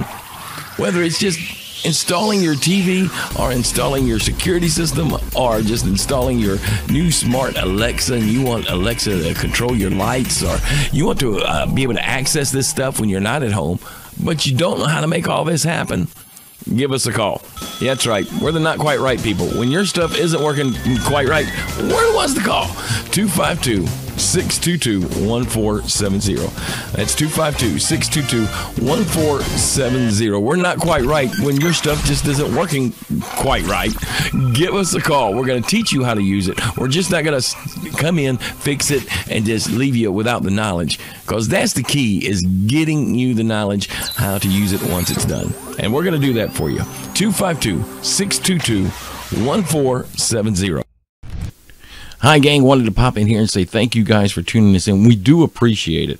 My Facebook peeps, you guys are loyal, and I do thank you for tuning into the show. Want to remind you to download that TuneIn Radio app, though. That is a great app. You can put it on your tablet, your smartphone, and you can carry the radio station with you wherever. And then you can listen to Dave Mack and Mark and Mack in the morning. Great show. You will not always agree with them, but they will always be right. Just saying. We've got a lot more show coming up for you, and we're going to get back to it in just a minute. Again, thank you for tuning in, and we got more Not Quite Right show coming up.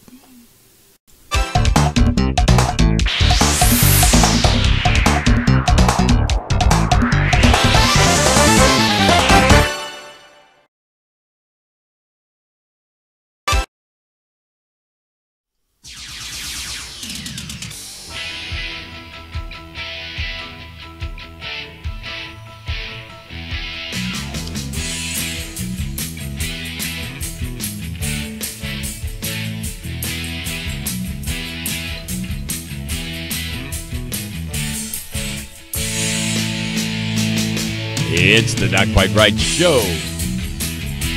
Welcome back. 95.1 FM, 1450 AM, News Talk, WDNG.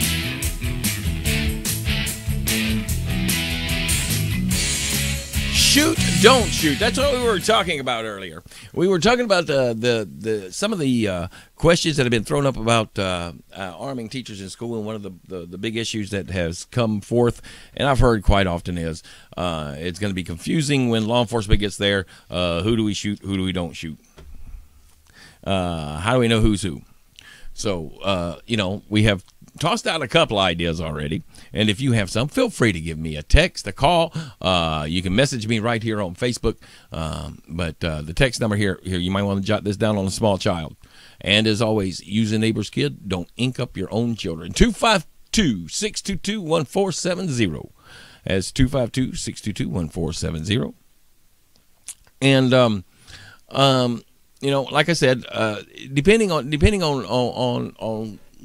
what the situation is, I know some schools have, the ones who have implemented guns in school have implemented special safety closets and safety safes that can only be entered by biological means, and by fingerprint, eye print, all that kind of stuff. So it has to be a certain person that can get in. And one of the ideas that are out there is okay, when they go get their gun, they also get a hat, a brightly colored hat that has security officer on it, or they get a vest that has security. It don't take but a second to put that on. Yeah. And that way, police officers will be knowing to look for that. They say, well, couldn't the perpetrator get the same thing? Well, I'm sure he could, but they normally are not doing that. They're normally got on body armor or something else, and they don't necessarily need to publicize what color it is and what it says on it, and they only bring it out if they need it. And the only people that know are law enforcement and them. But even at that, the problem still arises with the confusion of shoot, don't shoot. Now, like I said, police officers go through this all the time. They are well trained in, well, I say that. I was well trained and in all kinds of situations. And it is a training that if you're going to carry a gun in school, then these teachers need to go through this type of training, not just once. We're talking, this needs to be a quarterly thing, at least, 4 times a year. They need to go through this training. And, police officers only have to qualify once a year, but they train a whole lot more than that. Now, and what this is and there's several ways. We used to call them the Hogan's Alley courses, but they're much more sophisticated now. Before we had to be outside and they had big old mechanical targets that would turn around and, they'd flip around and you had to either shoot or don't shoot. And it could be anything from a perpetrator pointing a gun at you, a knife at you, or a hostage situation, or a gorilla in a bikini. It didn't matter. It could be just anything. And, you got just a split second to make up your mind, shoot, don't shoot. And I see nowadays they're so sophisticated. You can do them with laser guns. You can do them with paint guns. You can do these situations with all kinds of, very accurate and very detailing and very well kept psychological evaluations of what's going on. And going through these courses is a must. Is a must for anybody that is going to be carrying a weapon, especially in a school situation. Because, like I said, my fear would be more of a police officer getting shot at or shot than it would be a police officer shooting a teacher that is wearing the correct clothing or that has the identifying marks or that has the identifying markings that they are one of the armed teachers. Because, ladies, I don't care who you are in that situation. It's gonna be intense. You're scared. And you're gonna perceive everything as a threat. And that's why I'm saying we have got to get to the point where we don't want to do more harm than good, which is a very distinct possibility if you don't train and go through the proper training. These people with guns in the school, the teachers that do this, could do much more harm than good. And we don't want that to happen. So it is the training that has to be in the forefront of that idea. Is it a bad idea? No. It's a very, very good idea. I'm just saying that to implement it, you just don't say, okay, you're a teacher, here's a gun.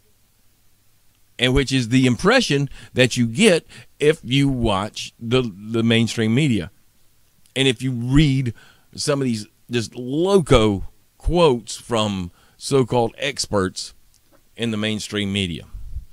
You get the idea that, well, on Thursday, we're going to be passing out 9mm. On Friday, we're going to do 45s.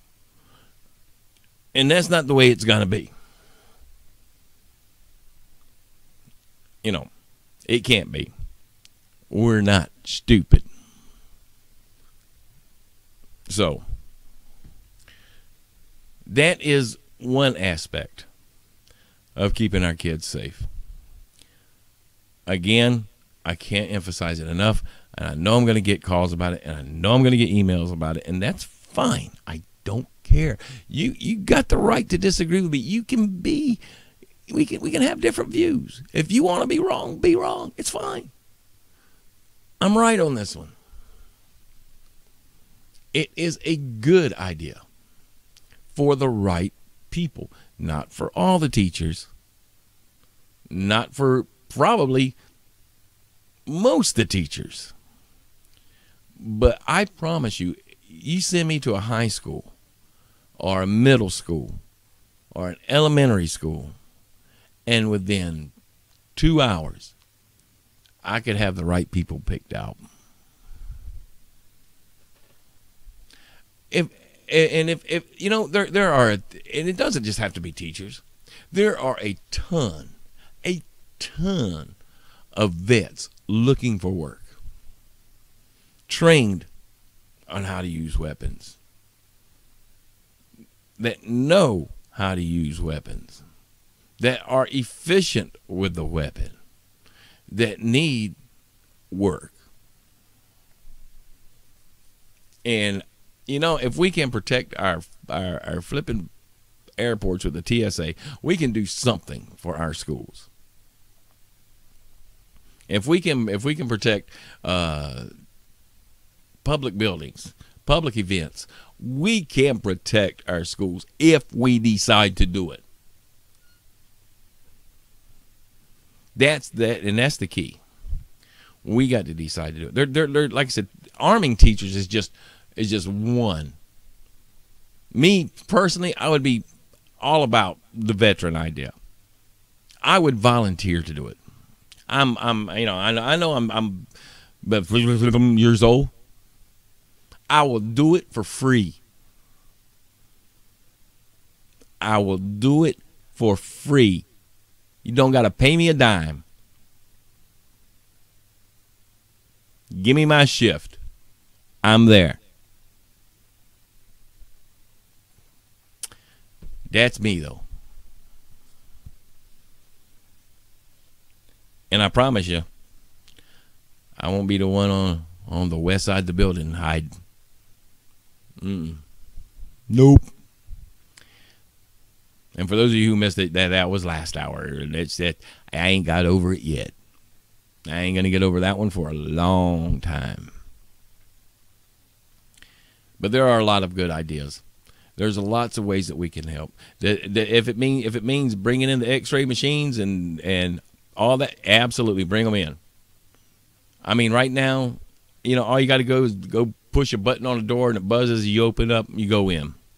Don't tell me that's not true, because I've done it too many times. I've been out to the school too many times. Didn't have my ID checked. All I did is push a bell. They didn't know who I was from Adam. Here I go in.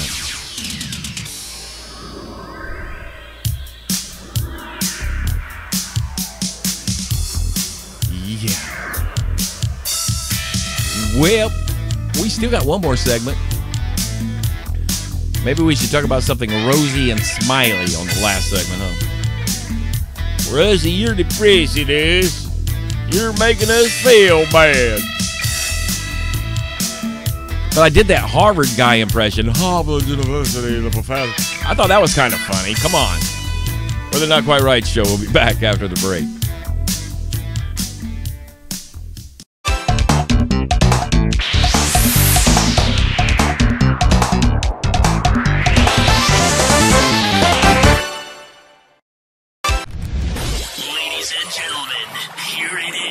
You bought all the toys. You got your new smart TV. You got your Alexa. You got your Philips lights. You got your cameras. You got your smart plugs. And now they're all in a bag because you don't know how to put them in.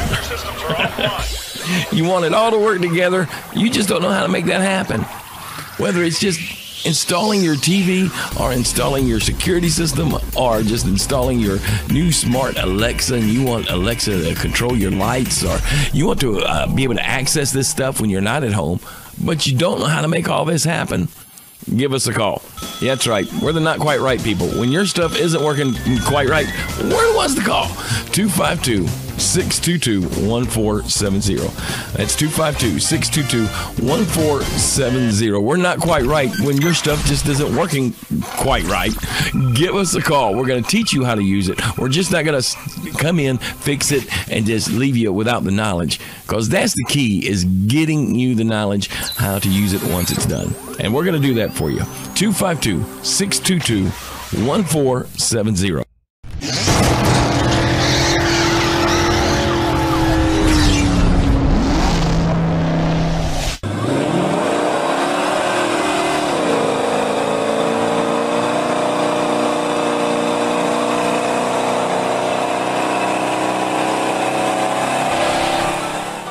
All right, gang, you've been asking for it. We're going to update you on Thursdays. to Surrender the Booty 2. We're going to have a what?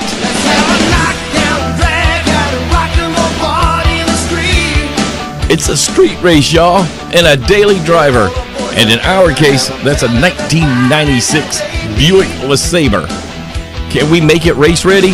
Well, we can make it look good. Can we make it fast? That's yet to be seen. Join us for all the updates on Thursday. Surrender the Booty 2.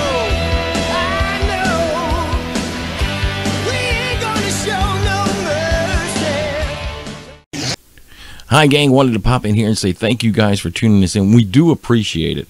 My Facebook peeps, you guys are loyal, and I do thank you for tuning into the show. Want to remind you to download that TuneIn Radio app, though. That is a great app. You can put it on your tablet, your smartphone, and you can carry the radio station with you wherever. And then you can listen to Dave Mack and Mark and Mack in the morning. Great show. You will not always agree with them, but they will always be right. Just saying. We've got a lot more show coming up for you, and we're going to get back to it in just a minute. Again, thank you for tuning in, and we got more Not Quite Right show coming up.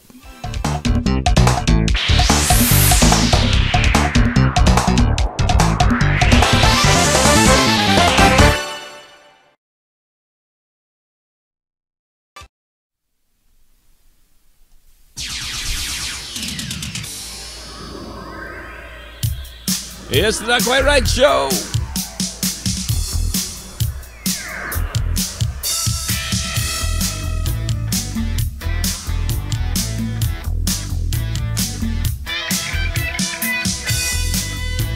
I think maybe during the week, this week, I think I'm gonna try to get some video calls together with several different sheriff's departments. I'm just gonna throw a dart at a map and start calling sheriff's departments and see if they'll talk to me. I want to volunteer. I want to be a volunteer. I can't talk like that. They'd never let me do it. Yeah. Volunteer. I want to volunteer. We have been talking all day about keeping our children safe. And, you know, very seldom have matter of fact, I don't think I've ever done it to where one topic I haven't gone off topic in 2 hours. But this is that one time. And I'm going to be honest with you. And what did it for me was this past Thursday when that sheriff got on TV and told what Deputy Phillips did. My heart sank. And if those who know me, you know me. Dave Mack, he knows me. I bleed blue. I am a blue blood. I am law enforcement pro. Yes, been there, done that, love every one of them. And it embarrassed me. It made me feel bad as an officer. And that sucked. I don't never want to feel bad about the time I spent as a police officer. And that sucked. I was ashamed for their entire department.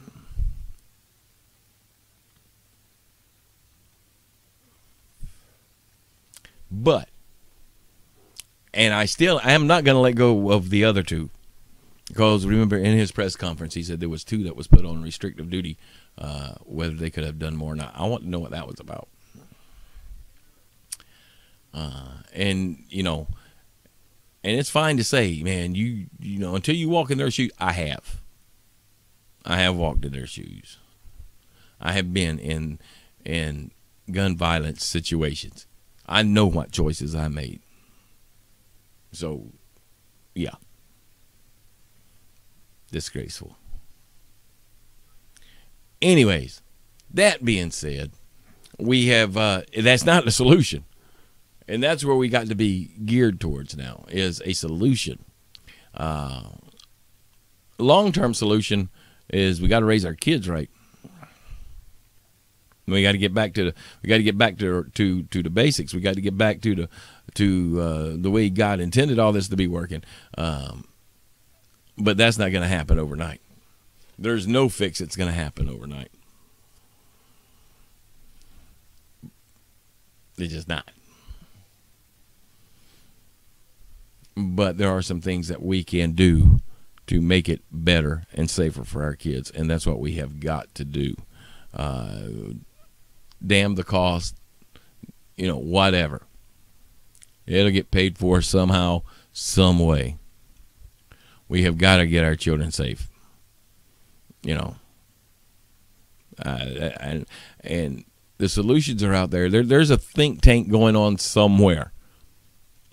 I'm a firm believer in, I don't care if we've got to move the metal detectors in and the x-ray machines in. And I don't care if we've got to have 3 or 4 armed guards at the school. I don't care. Put them there.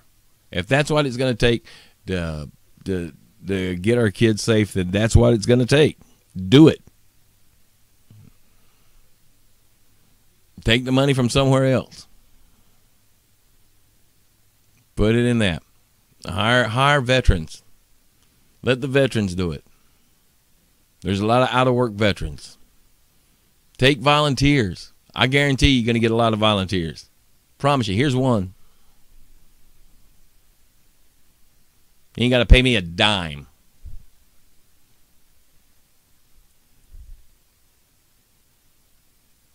Now watch the excuse. And for those of you who are thinking that arming the teachers is not the way to go and that there's another way, I've only got like 3 minutes left here. And I made this point earlier, but it is worth making again. Okay? First off, I'm talking to mamas and daddies with kids in school. And you think it's a bad idea to arm teachers. I'm talking to granddaddies and grandmamas with grandbabies in school. Aunts and uncles with nephews and nieces in school. And you think it's a bad idea to arm the teachers. Now, all I'm saying is this. And I mean this from the bottom of my heart, ladies and gentlemen. Training is the key. They have to be well trained. We don't let soldiers go into combat without training. We don't turn teachers loose in schools without training. But you say we're still against it. Well, think about it this way. The average school shooting lasts for 3 minutes. 3 minutes. The average response time from a law enforcement agency is 8 minutes to that location. 8 minutes. So now, here's your decision. Mama, daddy, grandma, grandpa, uncle, aunt, brother, sister. Here's your decision. You got a child in that school. Somebody has just busted in the door and has started shooting. Everything's going crazy. Bullets are flying. People are screaming. Glass is breaking. Metal is tinging. And it sounds like bomb after bomb going off. Your child is trying to scramble for somewhere safe to get. Your kid is looking for somewhere to be safe. This is going to go on for 3 minutes. Now, here's your choice. Depend on law enforcement as good as they are. As good as they are. You're still looking at an 8-minute time. Or you're looking at a teacher 5 feet away. Which one do you want to count on to protect your kid? We're the Not Quite Right Show, gang. We will be back next week And we're going to be smiles and teacups. We're going to make you smile next week. We're the Not Quite Right Show, gang. Thanks for tuning us in. We will be back.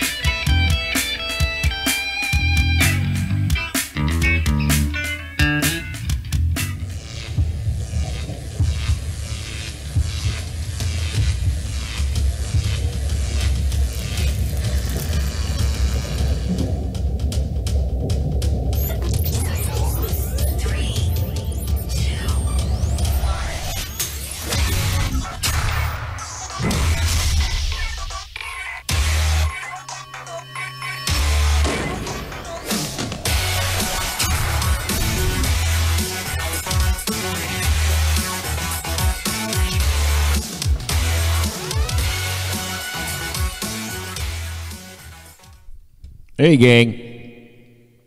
Ooh. Let me turn that down. How you doing? Yes, I'm here. And yes, this is live. I wanted to come on here and thank you guys. Seriously, thank you guys for tuning in today and all the input. Bill and Connie and all you guys that Billy White and all you guys. Let me get rid of that reverb. Thank you guys for taking your time to watch the show, to listen to the show, and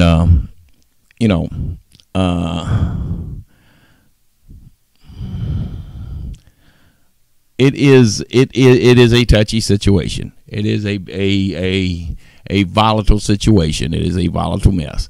But I honestly believe that we are going to be able to we can protect our kids if we want. If that's what we decide that needs to happen. But don't count on politicians. Don't count on nobody else. I wished it was better. It ain't. And it ain't gonna, because all they're gonna do is they're gonna use all of this for political means and for a political end to their own agenda. And they don't give a crap about our kids. And you just need to go ahead and know that up front. Woo! It was a tough show to get through. For those of you who, like I said, who know me, know my law enforcement background, know that, and there was a lot that, had I been on live today instead of doing, playing back the recorded show, then I would have, I don't know that I'd have made it through it. But I did want to get on here and thank you guys. I appreciate it. More than you'll ever know. And Bill, if you're out there, maybe sometime, and Connie, maybe sometime during the week, we can set up a video call. If you guys will text me, you guys got all my numbers. Or anybody else that is watching, if you want to come on and make a video comment, because this isn't going away, and I'm sure we'll be talking about it, not for 2 hours next week, but we will be talking about it next week. And let's wait and see what this week holds. Want to invite you to join me on Thursday night for the prep show and the update show and all that good stuff. That's going to start 8-ish.